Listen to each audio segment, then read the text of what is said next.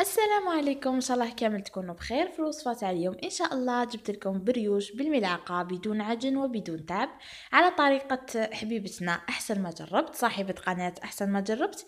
يعني هي صاحبه الوصفه، هي اللي دارت هذه الوصفه، راها ما عندهاش بزاف. راح نخلي لكم لا فيديو نتاعها في صندوق الوصف باش تروحوا تشوفوا ايضا الوصفه نتاعها. يعني وصفه هذه اللي دارتها، يعني وصفه سهله وبدون تعب وعجبتني بزاف، حبيت نجربها وفعلا خرجت النتيجه احسن ما جربت، يعني روعة. الآن راح ندوز نوريكم مقادير اللي تحتاجوهم في هذه الوصفة. عندي هنايا 3 بيض، 2 كيسان حليب دافي، كاس إلا ربع سكر، نص كاس زيت، ملعقة كبيرة تاع أكل خميرة الخبز. عندي هنايا ساشي نتاع لا ليفور وساشي نتاع لا فاني وربع كيسان فارينة. ندير 3 بيض، ندير عليهم كاس إلا ربع سكر، ونخلطهم مليح بالفوي حتى يذوب هذاك السكر. ونزيد يعني قبل ما نخلطهم مليح بالفوي لافاني. والتنكيه يعني تاع البريوش يعني يبقى اختياري.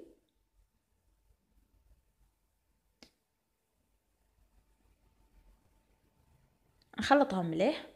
يعني هاد الحاجه المليحه اللي في البريوش يعني انه بالملعقه، يعني ما فيش تعب وسهل، ومقادير راكم بها يعني سهله وموجوده تقريبا في كل بيت. نزيد نص كاس زيت.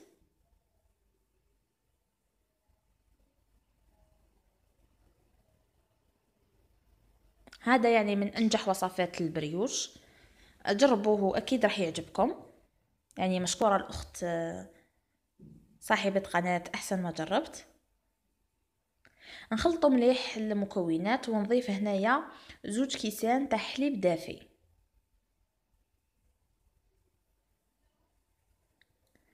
من بعد نخلطهم مليح. يعني هاد الحليب راح يعطي خفة للبريوش وراح يذوب لكم هذاك السكر. الآن راح نزيد خميرة الخبز، ملعقة كبيرة خميرة الخبز، تكون ملعقة معمرة مليح. والآن نضيف 4 كيسان فارينة مع وحدة لا ليفور أو خميرة الحلويات. الآن مش راح نستعمل الفوي، راح تستعملوا ملعقة خشبية. خلطوا بها حتى يدخل مليح، يعني الفرينة دخلوها مليح ويولي الخليط تاعكم ليس، يعني يولي خليط رطب، يعني ساهل ما فيهش تعب. بهذه الطريقة يعني هذا مش راح نطيبو كل حبة على جهة، راح نديروها يعني بريوشة واحدة كبيرة.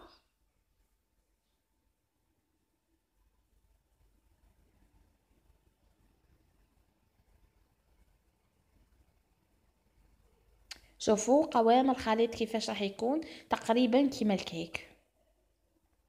هنا انا يعني ما عنديش سنيوه كاري يعني تجي قد هاد العجينه، استعملت سنيوه دائريه. وانتم راحوا استعملوا يعني سنيوه كاري. وراح نخلي لكم كما خبرتكم لا فيديو نتاع صاحبه قناه احسن ما جربت، روحوا شوفوا يعني قياس السنيوه، يعني ما شفيتش عليه، خانتني الذاكره. روحوا شوفوا قياس السنيوه اللي استعملته هي.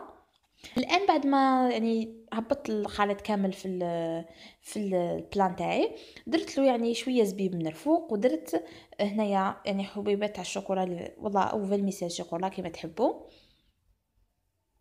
ويبقى تزيين اختياري، يعني اللي ما يحبش الزبيب، اللي ما يحبش هاد الفانيسيل يعني ينحيها يستغنى عليها، يدير اي حاجه يحبها.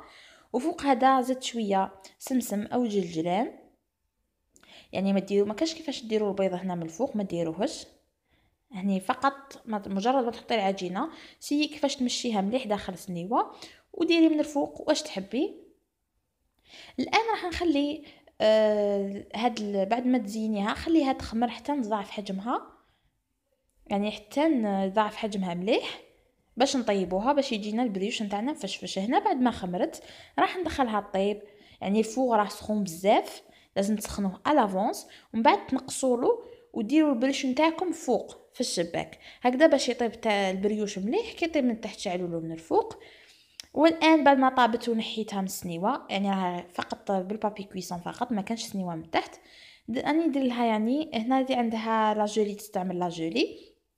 اللي ما عندهاش دير كيما انا، زوج مغارف كونفيتور مع زوج مغارف ما زهر، تطيهم مليح فوق الماء ومن بعد تصفيهم في الصفايه يعني وتمسحيه، تدهني الوجه نتاعها هكذا باش تجي فيها، يعني باش تجي تبريي ويجي يعني ايضا الجون تاعها مليح. الان البريوش تاعنا راه في صحن تقديم كيما راكم تشوفوا، يجي بريوش يعني خفيف كيما القطن. نتمنى انكم تجربوا الوصفه كيما انا جربتها، يعني وفعلا يعني وصفه ناجحه واحسن ما جربت. اذا عجبتكم لا فيديو نتاع اليوم ما تنساوش ديروا جيم لا فيديو وتشتركوا في القناه حتى يصلكم الجديد. والى اللقاء في فيديو جديد، وما تنساوش تزوروا الرابط اللي راح يكون في صندوق الوصف، رابط صاحبه الوصفه الحقيقيه. وشكرا والى اللقاء في فيديو جديد ان شاء الله. السلام عليكم ورحمه الله تعالى وبركاته.